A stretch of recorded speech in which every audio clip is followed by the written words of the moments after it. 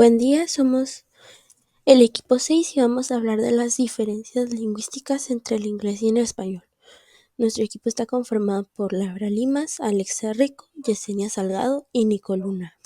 Aquí les presentamos la tabla de contenidos donde vamos a ver la voz activa y la voz pasiva, los pronombres personales, los gerundios e infinitivos, los modificadores, las preposiciones y los modos y tiempos verbales. Comenzamos con la voz activa y pasiva. La voz activa supone la presencia de un sujeto agente. Esto se refiere a que la oración está basada en lo que el sujeto realiza. No hay es una oración directa. En la voz pasiva es cuando se realiza al revés. El enfoque es en la acción o en lo que le pasa a la persona B en base de la persona A. Y en inglés es similar. La active voice es donde el sujeto realiza una acción. Igual, eh, el sujeto actúa sobre el verbo, más que nada. Y el passive voice es donde la frase se invierte y el verbo actúa como el sujeto, lo que hace que el sujeto se vuelva un pasivo. Y aquí podemos ver cómo es la estructura de la voz activa. En español solamente se utiliza sujeto, verbo y objeto, al igual que en el inglés, subject, verb, object. Algunos ejemplos son The dog chases the ball y mi madre encontró un cachorrito. El sujeto, the dog, el verbo chase o encontró y el objeto, the ball, un cachorrito. En la voz pasiva es donde encontramos la diferencia en las estructuras. En el español se comienza con el sujeto pasivo, que el sujeto pasivo es el que se podría decir que es como el complemento final de la oración. Luego es el verbo auxiliar, que es el donde utilizamos el ser, estar y verbos de ese estilo. El pasado participio, que son los verbos con terminación ado, ido, etcétera. La preposición y después el complemento agente, que antes era el sujeto principal. Mientras en inglés solamente se necesita el subject, el verb to be y el past participle. El primer ejemplo es The ball is being chased by the dog. Aquí podemos ver que, como mencionaba la definición, se cambia el sentido. Antes se le daba énfasis al perro y ahora se hace énfasis en la pelota. Y un cachorrito fue encontrado por mi madre. De igual forma, un cachorrito antes era el complemento y ahora es el sujeto. Para empezar, ¿qué son los pronombres personales y para qué se usan? En la lingüística, los pronombres personales son un tipo de pronombre que se usa en vez de un sustantivo, es decir, estos reemplazan al sustantivo o al noun phrase. Se usa el término personal porque generalmente se utilizan para referirse a personas o en algunos casos también a animales. Estos varían dependiendo del género y número de sustantivos. Los pronombres personales se usan con el propósito de evitar repetición del sustantivo en la oración. Estos también pueden cambiar dependiendo de la formalidad, cortesía o inclusividad. Los pronombres personales en inglés se pueden dividir en tres categorías: first, second and third person pronouns. El first person pronoun se refiere a la persona que está hablando en primera persona. Esta categoría tiene dos formas, la forma singular y la forma plural. La singular es I y la plural es we. Un ejemplo de esto sería I am going for a run in the morning o we should go shopping tomorrow en plural. La second person pronoun se refiere a las personas a las que se dirige. Para este pronombre, la forma singular y la plural se usa la palabra you. Un ejemplo es You should attend the party tonight. Finalmente están las third person pronouns, que se refieren a alguien o algo distinto del hablante y de la persona a la que se dirige. Estos tienen la posibilidad de dividirse más dependiendo del grupo de género y número. La forma singular masculina es he y femenina sería she. Y una forma más general o más comúnmente usada para animales es it. La versión plural sería they y para ambos géneros. Unos ejemplos de esto serían he or she is the friend I was telling you about. También se puede reemplazar por they are the friend I was telling you about si la persona prefiere pronombres sin género. En español también hay tres categorías: primera, segunda y tercera persona. Pero la diferencia es que en español hay dos tipos de pronombres personales. Están los tónicos y los átonos. Los tónicos son independientes del verbo y funcionan como sujeto, atributo o complemento con preposición. Eh, Estos son el contigo, conmigo, consigo. Los átonos complementan al verbo y funcionan como complemento directo o indirecto. Estos son el me, nos, te, se, lo y la. Es importante también mencionar que existe la forma vos, pero normalmente no se escucha aquí en México. Bueno, en primer persona singular se usa yo, me, mi y conmigo para referirse a uno mismo. En plural se puede usar nosotros en forma masculino o para referirse a una mezcla de géneros. Los ejemplos de estos son yo estoy estudiando en la biblioteca en plural y vamos nosotros al cine en la noche. Segunda persona singular se usa tú, te, ti y contigo. Y en una manera más formal que generalmente se usa con personas mayores es usted. La forma plural sería ustedes. Los ejemplos son tú eres una persona muy especial para mí. Y en una forma plural sería ustedes son muy amables. En tercera persona singular masculino está él y lo. En femenina está ella y la. En forma neutral o más formal sería le y se. En plural masculino está ellos, ellas, ustedes, se, las y los. Un ejemplo es ella es mi vecina. Los gerundios en inglés se forman añadiendo ing al verbo base, por ejemplo, eating, drinking, sleeping, studying y playing. Estos se utilizan para indicar una acción en curso o en progreso.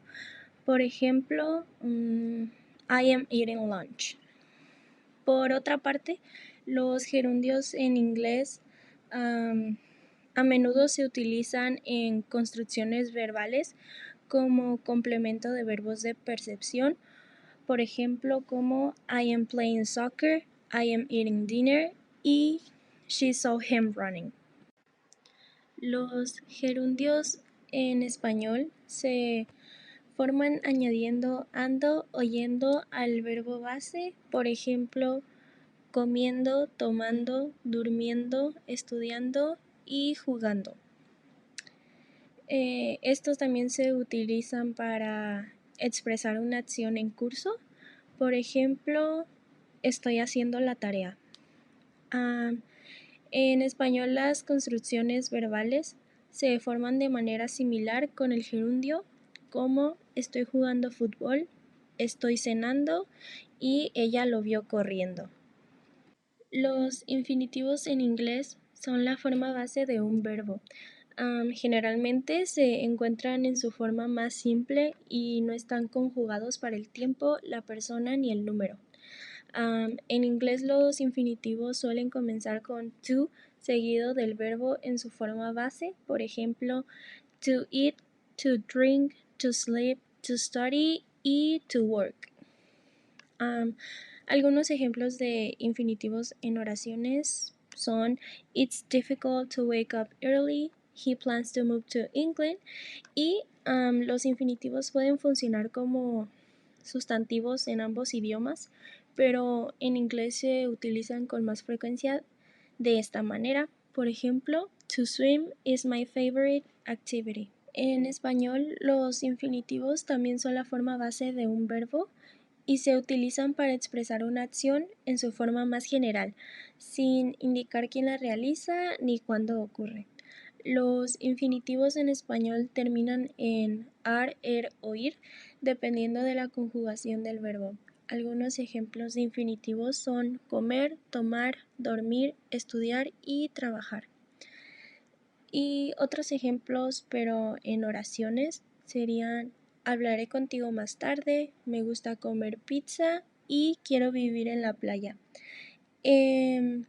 Pues en conclusión, mientras que los infinitivos en inglés se usan con to y los gerundios se forman con ing para indicar acciones en curso, en español los infinitivos son las formas básicas de los verbos y los gerundios se forman con ando o yendo para expresar acciones en curso.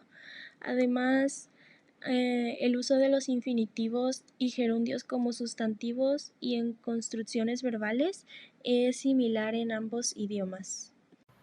Por tema siguiente tenemos los modificadores. ¿Qué son los modificadores? Según la Real Academia Española, es en gramática un segmento lingüístico generalmente no seleccionado que modifica a otro. Y tenemos dos tipos, modificadores directos y modificadores indirectos. Los modificadores directos acompañan a un sintagma nominal antes o después, y estos se ven reflejados en adjetivos y en artículos. Por ejemplo, mis zapatos verdes no tienen comparación. Mis es un artículo, zapatos es nuestro núcleo y verdes es nuestro adjetivo, no tienen comparación. El enorme barco naufragó rápidamente y cada jueves una chica rubia te recibe en la entrada. Por otra parte, los modificadores indirectos vienen desde una preposición, por ejemplo, del niño, sobre princesas o para ti. Ahora vamos a hablar de los modificadores en inglés, conocidos como modifiers. Al igual que en español, los modificadores son palabras que am, modifican el sentido de las palabras, pero añadiendo detalles o aclarando o diferenciando hechos, personas, acontecimientos u objetos. Los modificadores tienen dos tipos, los premodificadores y los postmodificadores.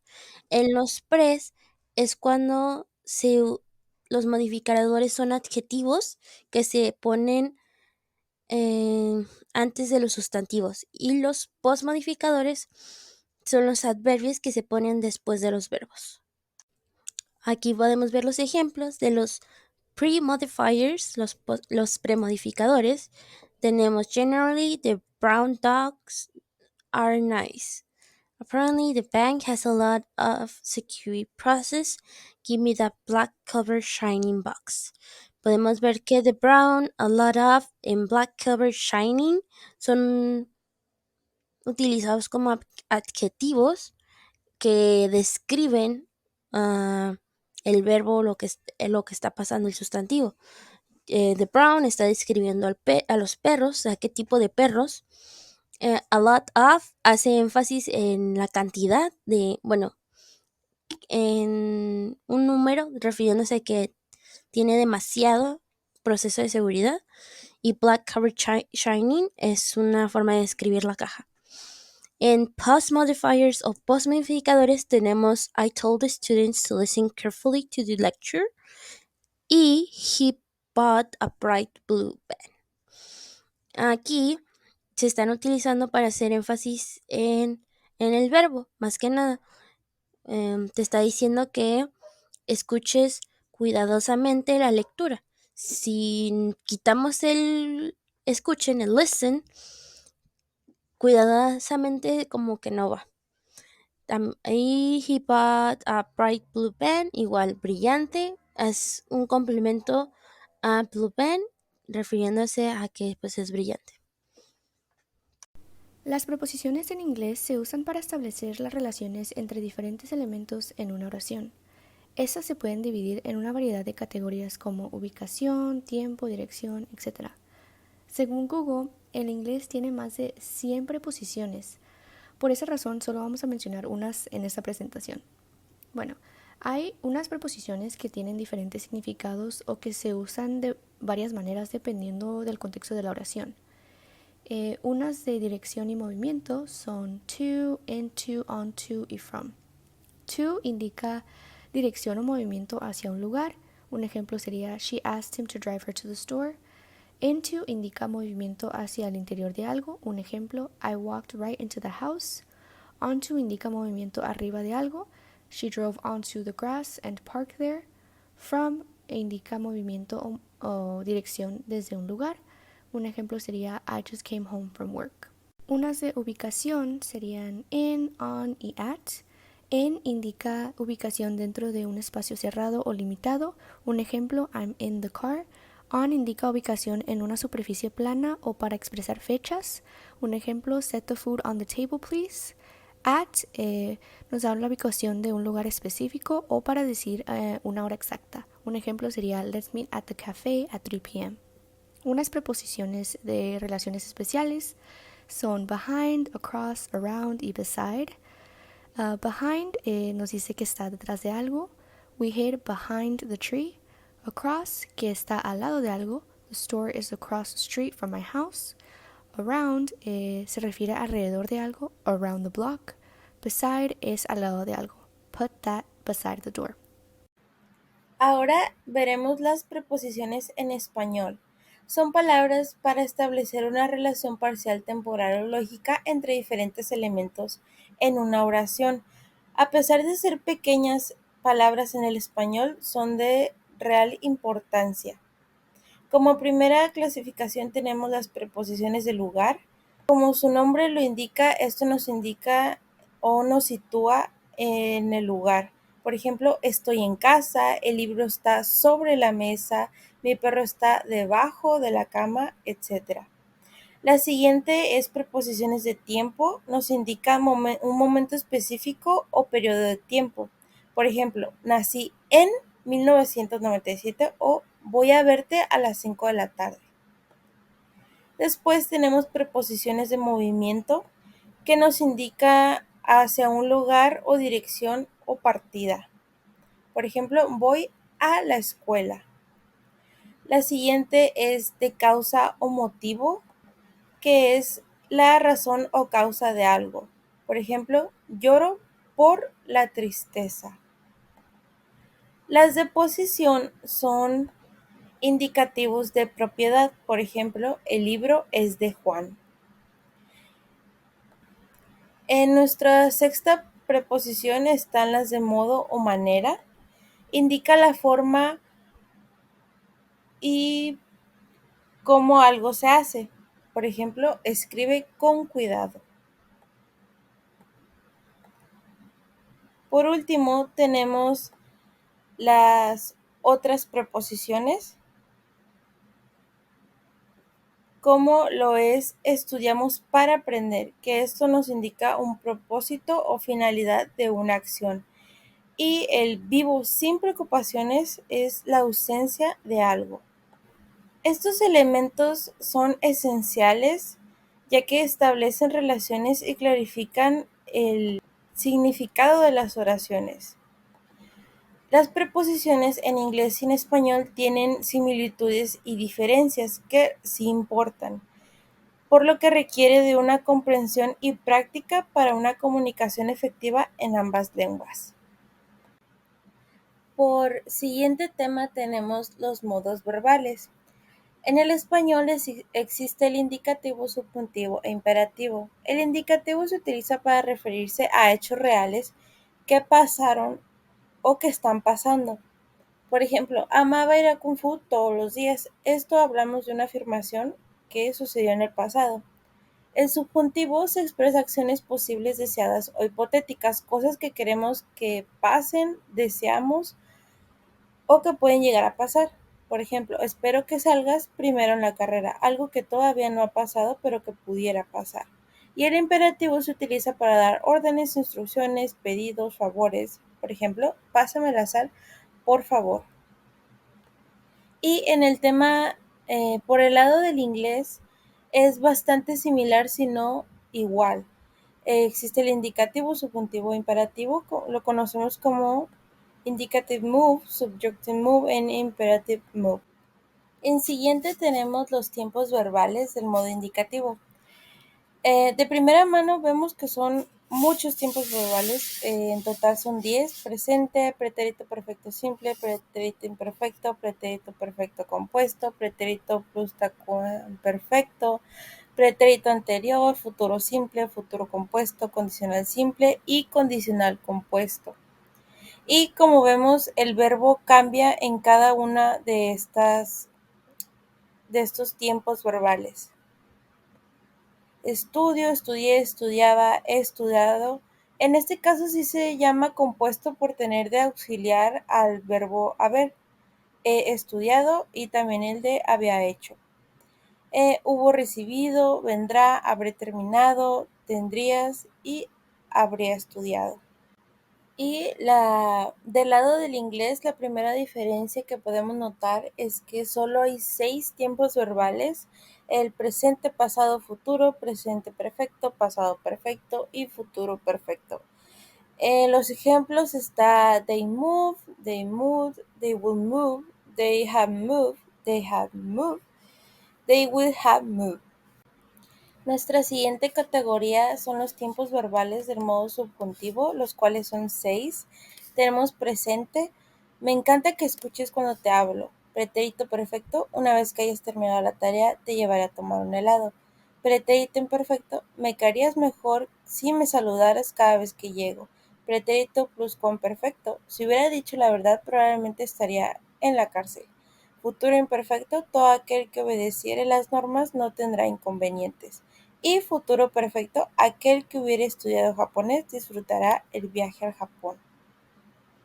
En el inglés se reducen nuestros tiempos verbales a solo 4. Presente: I suggest you be quiet. Past: I wish I were more intelligent. Present perfect: could have been a doctor if she had studied medicine. And past perfect: if I had known, I would have come. En ambos se utiliza igualmente el verbo auxiliar de ser. Y por último, para la categoría de imperativo o imperative, en ambos idiomas solo tienen un tiempo verbal, que es el presente, porque pues las órdenes, instrucciones y todo se hacen en presente y no en pasado.